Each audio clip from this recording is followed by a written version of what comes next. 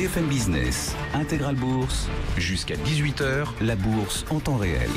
Voilà pour le résumé partiel de l'actualité du jour sur les marchés. On va parler de tout cela pendant cette prochaine demi-heure avec Alice Labouze, présidente de Trecento Asset Management. Bonjour Alice. Bonjour Grégoire. C'est vous, gérante spécialiste notamment de la santé. Vous allez nous dire pourquoi Sanofi perd 4% avec le rachat d'une biotech américaine. Éric Venet est avec nous en plateau également. Bonjour Éric. Bonjour Grégoire. Vous êtes directeur de la gestion de Montbleu Finance et on va tout de suite prendre la direction de New York. Grégory Volokin nous accompagne chaque après-midi en duplex, le président de Mescard Financial Services. Grégory, on va parler des entreprises, de la thématique fusion-acquisition. C'est un merger Monday, comme on les appelle aux États-Unis. Pas mal d'annonces de deals entre entreprises américaines et autres d'ailleurs. Mais d'abord, un mot des développements politiques. Grégory, est-ce que le vote prévu au Sénat dans 2 heures maintenant a des chances d'être positif pour débloquer la situation et donc l'administration américaine ?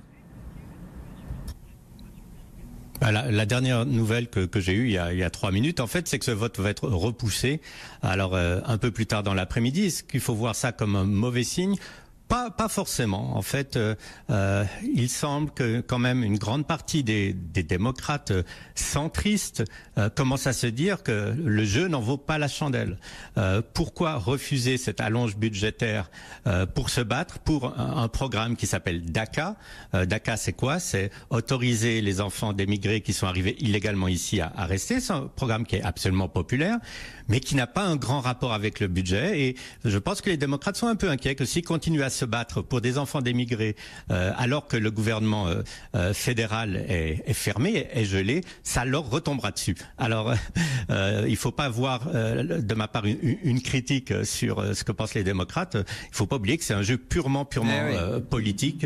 Il n'y a pas une vraie raison que ce budget ne soit pas voté. Par contre, vous avez 2 partis qui ont des extrêmes, aussi bien à gauche qu'à droite. Et pour le moment, c'est ces 2 extrêmes qui se sont exprimés. On peut espérer aujourd'hui que le centre des 2 partis va trouver un point d'accord. Oui, qui endossera ou qui portera la responsabilité de ce shutdown dans l'opinion publique ? Question importante évidemment dans la perspective de nouvelles élections aux États-Unis, les élections de mi-mandat qui vont se dérouler dans quelques mois, au mois de novembre, et qui vont venir animer la vie politique américaine si elle avait besoin d'être encore un peu plus animée. Quelques commentaires à ce sujet, Éric Venet. Shutdown, j'imagine que c'est pas le premier shutdown américain que vous vivez sur les marchés. Ça arrive régulièrement. Non. C'est toujours le même show. C'est le premier où il y a la majorité. Est-ce que c'est un shutdown différent ? Est-ce que c'est un blocage politique de nature différente aujourd'hui aux États-Unis ? Je pense que ça ne sera pas un blocage politique, mais ça me paraît un peu symptomatique d'une situation de tension un peu politique extrême. Et effectivement, l'enjeu en vaut pas la chandelle, mais à force d'en rajouter, je pense pour moi, on accumule des points qui un jour permettront quelque chose de clash politique un peu plus important quand même. Je crois que c'est pas un long fleuve tranquille. Et que finalement, l'instabilité politique, après avoir été pendant des années en Europe, a changé de camp. Alors c'est pas pour tout de suite, bien sûr. C'est pas une vision, on va poser la question à Grégory Volokin dans un instant, mais ce que vous décrivez là, est-ce que c'est pas une vision trop européenne de la situation ? Exactement. Par nature, elle est forcément européenne, on est en Europe. Mais suis-je compétent pour parler de la politique américaine ? On est tous légitimes. C'est juste un sentiment. Je pense qu'il y a mais l'idée d'un vrai clash politique, sociale. Est-ce que c'est pas un fantasme européen, d'un clash politique aux US ? Non, je parle pas d'un clash politique. Je parle de tensions qui me paraissent, vues d'ici, un peu trop élevées pour que l'économie, les biens économiques de tout ce qu'on vient de voter puissent diffuser dans l'économie. Ouais. Voilà, c'est juste une réflexion d'un Européen, effectivement. Alice Labouze, un mot sur la situation aux États-Unis. Alors d'un point de vue économique, d'un point de vue politique, d'un point de vue de marché, comment est-ce que vous regardez les États-Unis, leader et toujours leader sur ces domaines-là ? Comme vous le savez, nous on est principalement investis sur le marché américain, donc on suit de très près ce qui s'y passe. Le shutdown, vous le disiez, c'est quand même, là je voyais, c'est le 18e depuis, j'avais même la statistique. Oui. Depuis 1976, donc l'inquiétude qu'on peut y prêter ne devrait peut-être pas durer. Effectivement, il y a du chantage politique, bien entendu, et c'est le jeu. Il y a des chances que quand même, après que Trump ait réussi à faire passer la réforme fiscale, il fasse passer son budget et son fameux budget pour faire le mur à la frontière avec le Mexique. Donc nous, on est en tout cas sur l'économie américaine, pas particulièrement inquiet, bien au contraire. Ce qui s'est passé avec la réforme fiscale l'année dernière est un formidable outil outil pour les entreprises pour rapatrier du cash et pour rapatrier des actifs non liquides aussi, parce qu'on n'en parle pas forcément, mais ce sera que 8% d'impôts sur les actifs non liquides qui vont être rapatriés de l'étranger aux États-Unis. Donc tout cela va apporter énormément d'argent qui va venir se diffuser dans l'économie réelle et puis aussi évidemment enrichir les actionnaires à travers des programmes de rachat d'actions, mais on en parlera évidemment plus tard. Donc je suis assez d'accord pour dire que ça risque d'être une très bonne année sur le marché américain. Et je ne parle pas des perspectives de bénéfices par action qui sont entre 8 et 11% de croissance pour cette année, ce qui est plutôt pas mal. Tous les feux sont toujours ouverts sur le marché américain. Le sujet, c'est pas effectivement la bonne santé de l'économie américaine. Elle est très très bonne. C'est simplement, j'ai des doutes sur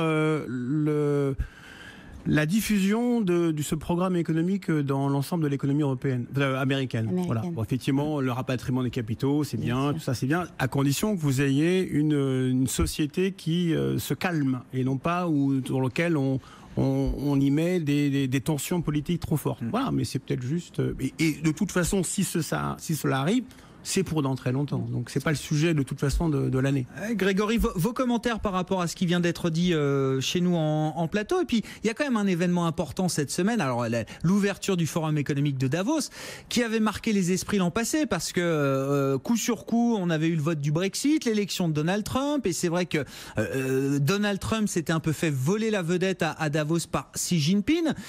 Il l'avait bien cherché d'une certaine manière, le président américain, puisque dans sa campagne, il ne cessait de dénoncer, enfin grosso modo, ses ennemis, c'était le parti de Davos. Je crois que c'était Steve Bannon, à l'époque conseiller de Donald Trump, qui, quand on lui demandait qui sont vos ennemis, il répétait, c'est le parti de Davos. Donc Donald Trump était arrivé un peu en froid à Davos l'an prochain.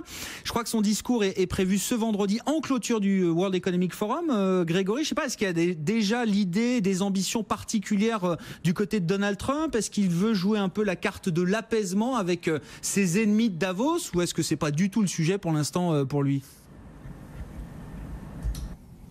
Écoutez, ça serait le sujet s'il allait à Davos, mais pour le moment, ce qu'on entend, c'est que tant qu'il y a un shutdown, il n'ira pas à Davos. Et d'ailleurs, je dirais que ça l'arrange bien, parce que justement, à Davos, il y a à la fois les gens qui critiquent le plus dans son discours ou dans ses discours électoraux, le grand capital, mais c'est aussi les gens qu'il favorise le plus par sa politique économique, dont ses réformes fiscales qui vraiment sont, je ne dirais pas un cadeau, mais sont extrêmement positives pour les entreprises américaines.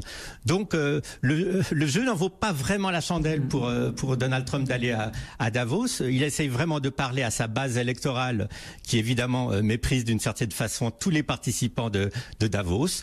Et derrière leur dos, il fait une politique qui favorise ces participants de Davos. Bon, on verra effectivement, est-ce qu'il ira à Davos ou pas. Ça dépendra donc de l'issue sur le shutdown. Enfin, il y a quand même bien pour l'instant un discours de Donald Trump qui est prévu normalement ce vendredi. Parlons des entreprises. Restez avec nous, Grégory, parce que c'est vrai que l'actualité entreprise est cross-border, transfrontière aujourd'hui, notamment dans le domaine de la santé. Je le disais, Sanofi, plus forte baisse du CAC qui perd autour de 4% cet après-midi après l'annonce d'une acquisition. Alice, pardon. Pourquoi est-ce que Sanofi perd 4% avec cette acquisition? Qu'est-ce que vous retenez des annonces de Sanofi aujourd'hui? Bon, Sanofi fait donc l'acquisition de Bioverativ, une société qui est spécialisée dans l'hémophilie, qui fait à peu près 1 milliard de chiffre d'affaires et qu'elle rachète pour 11 milliards de dollars. Donc évidemment, comme ça peut paraître un peu cher, mais le marché de l'hémophilie est attendu quand même relativement en croissance. Maintenant, pourquoi Sanofi baisse? Tout simplement parce qu'en fait, on l'attendait au tournant sur une acquisition. Donc la bonne nouvelle, c'est que cette case est cochée. Simplement, on l'attendait au tournant sur une acquisition plutôt dans l'immuno-oncologie, dans l'oncologie et pas dans l'hémophilie. Et donc c'est un des grands sujets, et notamment tous les spécialistes de la santé sont en train d'évoquer le sujet. Il y a pas mal même de conférences call aujourd'hui pour en discuter avec des spécialistes. C'est vrai que comme on le sait, Sanofi a un petit peu manqué le virage de l'immuno-oncologie qui fait partie des segments les plus en croissance pour les années à venir.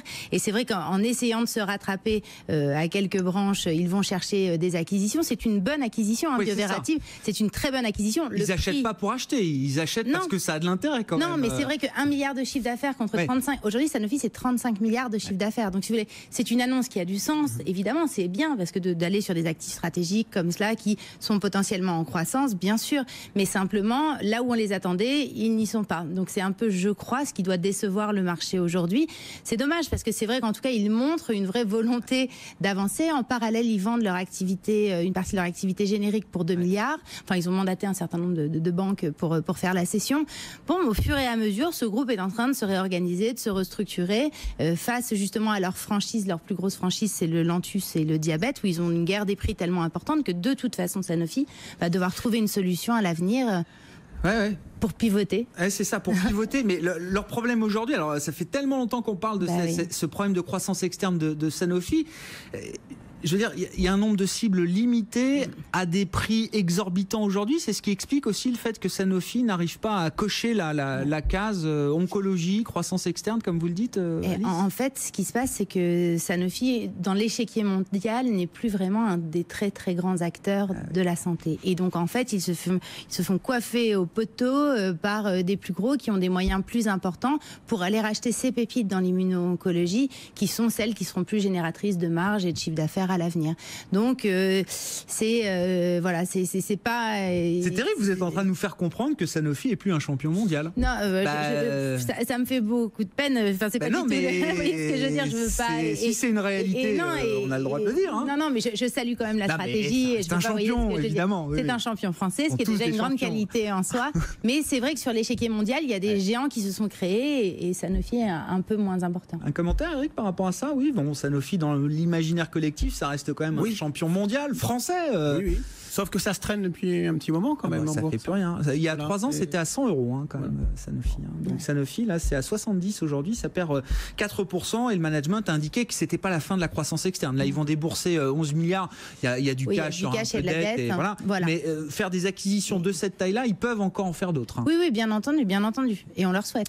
Grégory Volokin, vos commentaires, parce que là, on parle de l'aspect Sanofi, mais la société, en l'occurrence, qu'il rachète, c'est une société américaine, Bioverativ. C'était d'ailleurs une société qui appartenait à Biogen, je crois, il y a encore quelques mois, Grégory. Et puis on a un autre deal, alors là, dans la santé toujours, mais dans le domaine justement des thérapies géniques et des nouvelles thérapies contre le cancer. C'est Celgene et Juno Therapeutics. Qu'est-ce que vous pouvez nous dire à ce sujet? Quels sont les commentaires que vous faites, Grégory? Je dirais que ces deux deals sont extrêmement différents et c'est un peu la preuve qu'on a sous les yeux pourquoi la réaction à cette acquisition de Sanofi n'est pas trop positive. Sanofi, en fait, achète un médicament, achète des revenus, 800 millions de dollars de revenus par année, mais Sanofi n'achète pas un pipeline extrêmement intéressant. Et c'est ça que les analyses de New York soulignent aujourd'hui, en faisant la comparaison avec justement Celgene, qui eux aussi font une acquisition, puisqu'ils achètent Juno. Juno, c'est justement la recherche petit médicament, ça c'est le revenu, mais surtout avec un pipeline très impressionnant. Allez-y, pardon Grégory, il y a eu un petit freeze, la caméra a gelé, mais tout va bien. Voilà, thématique de la santé, 2 deals différents, vous l'avez dit effectivement, puisqu'on n'est pas sur les mêmes indications pour Celgene qui rachète Juno Therapeutics. Un commentaire par rapport à ça, Alice Labousse, bien sûr. Ce qui est très intéressant chez Juno, c'est que c'est de la reprogrammation cellulaire, c'est-à-dire l'idée c'est de travailler sur les cancers, mais en essayant de reprogrammer l'ADN des gens, et donc c'est ça qui plaît tant au marché, c'est ce genre de valeur. Ça, c'est la grande mode du moment. Voilà, c'est un peu la cousine de la thérapie génie des années 80. Dans les années 80, tout le monde disait thérapie génie, c'est super, on va pouvoir tout réorganiser dans le corps humain, modifier l'ADN et tout. Et maintenant, en fait, on arrive sur de la reprogrammation cellulaire. Et oui, c'est l'avenir. En tout cas, c'est considéré comme tel. Le thème fusion-acquisition, alors là, je sais pas, on croule sous ce thème aujourd'hui. Donc, il y a Sanofi et Celgene dans la santé. Il y a Richemont aussi, Cartier, là, qui va racheter finalement les minoritaires de Hughes Net-à-Porter. Alors là, c'est intéressant parce que on a le luxe, le pur luxe avec Richemont, Cartier, toutes les marques que possède le Suisse Richemont. Et puis la distribution du luxe via Internet. Et visiblement, ça marche. Oui, puisque Richemont décide d'intégrer complètement Hughes Net-à-Porter. Qu'est-ce que j'avais noté? Il y a des deals dans l'assurance. C'est AIG qui rachète un réassureur aujourd'hui. Dans les céréales, les matières premières agricoles, c'est des géants dont personne n'entend jamais parler, mais qui sont des géants du secteur. Archer Daniels Midland qui s'intéresse à Bunge. Voilà, c'est dans le domaine des Glencore, des Cargill, des Louis Dreyfus aussi, un groupe français de négoce de... Ouais, c'est ça, voilà, supermarché.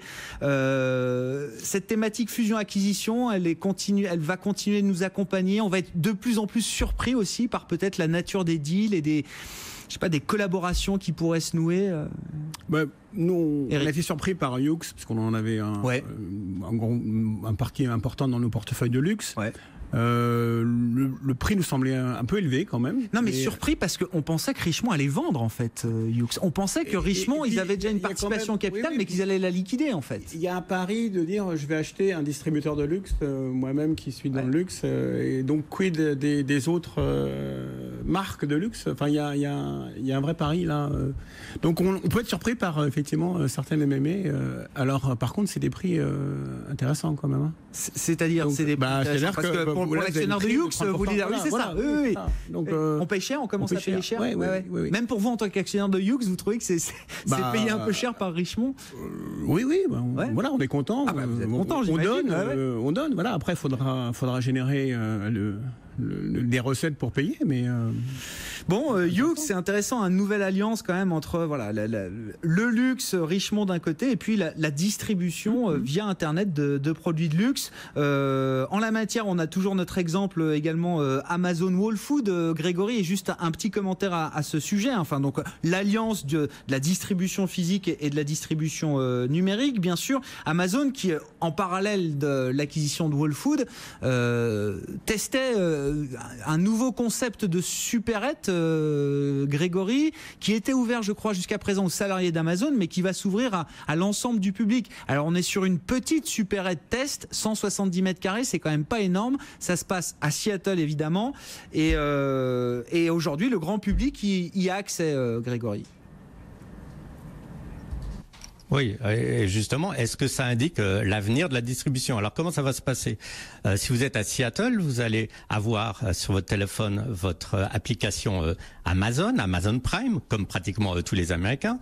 Quand vous rentrez dans ce magasin, votre application va directement charger ou prendre en compte les achats que vous allez faire. Alors comment vous allez faire un achat? Vous allez tout simplement dans le sac que vous avez à la main mettre votre boîte de conserve, votre paquet de lait, votre steak, et chaque fois que vous prenez quelque chose en dehors de l'échalandage, je dirais, chaque fois ça va être enregistré par votre téléphone et vous sortez du magasin tout simplement sans passer par la caisse. Tout aurait été pris en compte. Il y a aussi tout un système de caméra qui voit que si par exemple vous prenez un produit sur une étagère et vous le remettez, il n'est pas comptabilisé. Donc c'est une façon en fait de faire du shopping sans plus faire la queue à la caisse. Il y aura plus de caisse. Et alors évidemment les esprits chagrins disent aujourd'hui mais attention, il y a plus de 3 millions de personnes qui sont caissiers aux États-Unis. Est-ce que c'est la fin pour eux? Je dirais avant de dire que c'est la fin pour eux, il faut voir comment va marcher ce concept. Et Amazon, justement pour se défendre, dit on va avoir quand même beaucoup de monde dans le magasin, à la fois pour aider les consommateurs et puis aussi pour préparer des aliments, etc. Donc au lieu d'un rôle purement passif de caissier, les gens vont travailler d'une façon plus active pour rendre l'expérience du shopping plus agréable. Donc à suivre ce concept qui est quand même extrêmement révolutionnaire. Bon, même si dans ce concept-là, il faut retourner dans la supérette. Moi, je pensais qu'avec Amazon, on n'avait plus besoin justement de se développer. Mais voilà, non, mais c'est intéressant, je caricature. Mais il y a ces modèles hybrides là qui sont testés en ce moment par Amazon. Donc, ce sera intéressant de voir le développement de ce concept Amazon Go. Merci beaucoup, Grégory. Grégory Volokin, bonne séance à vous à New York, président de Mescart Financial Services. Quelques commentaires, peut-être à partir de ce qu'on a vu chez Amazon. Amazon Go, vous étiez au CES de Las Vegas, Alice. En quelques mots, là, qu'est-ce que vous avez pu y voir et qui vous a intéressé? Alors, il y a le thème de la santé chez vous, puis il y a tout le thème de la robotique, de l'automatisation des process. Et on peut commencer par Amazon, qui avait loué une immense salle dans un immense hôtel à Las Vegas pour faire le show et présenter différents stands. Ce qui m'a beaucoup marqué chez Amazon, c'est tous les applicatifs qu'ils trouvent autour de la réalité augmentée, qui est très impressionnante. J'ai mis un casque et une fois que j'ai mis ce casque, je passais du sous-sol de l'hôtel Vénitian à une magnifique plage anglaise où j'ai commencé avec des grandes falaise et on a pu essayer une voiture. En fait, le principe, c'est de dire que les concessionnaires ne vont plus avoir à prêter une voiture pour l'essayer, mais grâce justement à la réalité augmentée et à des sièges spéciaux sur lesquels vous vous mettez, où vous avez les boîtiers de vitesse, vous pouvez avoir le sentiment d'utiliser une voiture alors que vous êtes à l'intérieur du bureau du patron de la concession. Donc c'est assez rigolo. Bon, ça c'est pour la petite histoire, mais enfin il n'empêche que les applicatifs sont assez pléthoriques. Ce qui a été les deux grands thèmes qu'il y avait au CES, c'était très clairement le transport autonome, donc voiture bien entendu, mais aussi le transport ferroviaire, mais aussi le transport maritime, qui était un des grands sujets, avec tout ce qu'il y a à l'intérieur, notamment toute l'intelligence artificielle embarquée, les systèmes de centralisation de traitement des données, les systèmes de vision, qui est un sujet sur lequel nous on a beaucoup travaillé puisqu'on a eu la chance d'investir dans un de ceux qui a le mieux marché. Enfin, il y a une société qui s'appelle Mobileye qu'on a en portefeuille. Vous vous souvenez, une israélienne qui fait ça, qui s'est fait racheter par Intel. C'était vraiment très agréable et une très bonne idée. Il n'empêche que voilà, transport autonome. Et puis deuxième très grand sujet, c'était vraiment l'intelligence artificielle au sens stricto sensu, avec le développement des cartes graphiques et de toutes les puces qui vont permettre d'apporter de l'intelligence sur la base des big data et de l'analytics pour faire évoluer un certain nombre d'objets connectés. Et qui explique notamment le bouillonnement du marché des semi-conducteurs aujourd'hui en bourse. La star là-bas, c'était Nvidia. Donc Nvidia, c'est une société qu'on connaît moins en France, mais aux États-Unis, qui est absolument très connue, qui a les puces quasiment les plus avancées et les plus capables de connecter et de travailler en fait en réseau, tout en réfléchissant et en développant un savoir-faire, du deep learning, ce genre de choses, et notamment pour toute l'industrie. Et donc c'est très intéressant c'était très intéressant comme sujet. Et je dois dire que c'était une chance pour nous d'être là-bas. Il nous reste 5 minutes, Eric. Vos commentaires, bien sûr. Alors peut-être sur ce qui a été dit, sur la tech et les tendances technologiques. Et puis je veux vous ramener un peu plus trivialement au marché, parce qu'on a quand même mais on a un CAC 40 qui est quand même au plus haut. Alors nouveau record depuis 10 ans pour le CAC, puisqu'on a battu de quelques points le record de 2017 qui était à 5536 et des poussières. On est monté là à plus de 5540 points sur le CAC. Vos commentaires et puis le marché, Eric. En soi, ça n'a rien d'extraordinaire. Le record du CAC. Oui. Quand on voit la dynamique qu'on a en Europe aujourd'hui, avec, tout est allumé, et on a en plus, on attire les regards du reste du monde. Donc, n'en jetez plus. Donc, alors, moi, c'était plus l'interrogation, mais pourquoi on ne monte pas plus, qu'en fait? Mais c'est ça, voilà. Est-ce qu'il y a un tropisme particulier sur la France? Parce que nous, vu de l'intérieur, Macron reçoit Versailles, les 140 patrons des plus grands groupes mondiaux tout à l'heure. Mais je sais pas, est-ce qu'en bourse, ça se retrouve à un moment? Non. Et alors, vous allez me dire, c'est parce que j'ai peut-être trop d'eurocentrisme. Et en fait, et la finance, ça se fait aux États-Unis. Et c'est ça toute la différence. C'est-à-dire qu'en fait, il y a un problème dans le marché, il y a une notion de flux, en fait. Et après, vous avez sur un environnement économique. C'est-à-dire que l'environnement économique s'améliore avec une vitesse beaucoup plus élevée en Europe qu'aux États-Unis, où j'ai l'impression qu'effectivement c'est un trend qui est une technique qui va très bien. On a fait ce qu'il fallait un peu pour pousser un peu plus la machine, mais vous n'avez pas un retournement des anticipations comme vous l'avez en Europe. Donc normalement, dans des flux, dans des marchés ordinaires, j'allais dire, on aurait une dynamique beaucoup plus positive. Par contre, on a un souci, c'est des flux. C'est-à-dire que regardez dans la journée, l'euro-dollar, comment il se promène dans la journée et qui vous fait complètement passer de plus 0,30 à moins 0,30. Donc je suis convaincu que comme on a des marchés quand même un peu compliqués, vous savez que les banques centrales sont tellement intervenues et on a tellement créé d'argent dans le circuit que ce qui se passait avant est maintenant un petit peu pondéré par ces techniques de flux. Je pense que c'est ça qui pèse et qui fait la différence sur des marchés il y a une dizaine d'années. C'est-à-dire qu'en fait, aujourd'hui, il faut tenir compte des flux. Par exemple, vous voyez, l'eurodoll, on parle. Ouais. Pour moi, aujourd'hui, la faiblesse, elle est du côté américain. Mais purement politique. Le sujet, c'est la faiblesse du dollar. Voilà, mais politique. On voit bien que c'est juste politique parce que la machine. C'est terrible parce que nous, on n'y peut rien. On peut rien y faire. Et non, on peut rien y faire. Non, mais ce que je veux dire, c'est que ce que vous nous dites, c'est que ça limite l'appétit pour les actions européennes. je pense que ça freine un peu, mais je n'ai pas d'explication à donner. Alors, la BCE jeudi là va essayer de, je sais pas, remettre. Est-ce qu'elle peut faire quelque chose de durable dans le temps sur le marché là? Mais est-ce qu'il y a quelque chose à faire? Je pense pas. Je pense pas qu'on ait besoin de monter, de dire on a fait la moitié de l'année en 3 semaines. Hein. Bon, donc c'est bien comme ça, quoi. Alors après, vous avez des ajustements. On a pris plus de 4% sur le CAC depuis le 1er janvier. La bourse de Milan a pris quasiment 10%. Oui, mais la bourse de Milan fait toujours. Oui, non, mais voilà, il y a déjà des écarts. La problématique de l'Europe. Attention, il y a une faiblesse. Hop, Milan fait 2 fois moins bien et l'Europe revient. Hop, c'est Milan x2. Donc c'est un peu ça. Mais à l'intérieur, quand même, de ces stabilités d'indices, vous avez des variations très fortes. On voit qu'il y a une volatilité intramarché, je ne sais pas si on peut dire qui est assez sensible. C'est-à-dire qu'on voit bien la puissance des flux sur l'opérateur réagissent d'un seul coup, tout en même temps, et c'est ce qui me fait dire que un prix n'est pas forcément aujourd'hui un équilibre de marché, un prix d'équilibre économique, mais un prix de flux. Ce qui peut être temporisé. Donc voilà, il faut pas vouloir donner trop de sens non plus économique. Trop de sens économique à ce que se passe sur le marché aujourd'hui. Point de vue. Oui, bien sûr. Et vous êtes là pour ça, Eric. Vous êtes là pour ça. C'est le point de vue d'Eric Venet, bien sûr. Le CAC positif, nouveau record. En conclusion sur le marché, un petit commentaire, votre sentiment de marché. Qu'est-ce qui vous marque depuis le début de l'année, Alice? Ce qui me marque, c'est le retour des fusions-acquisitions aux États-Unis. C'est le fait que le marché américain, malgré la faiblesse du dollar, effectivement, mais qui ne va pas durer forcément éternellement. On attend aussi de voir ce qui va se passer en Allemagne, qui peut aussi éventuellement ramener à la baisse le niveau de l'euro.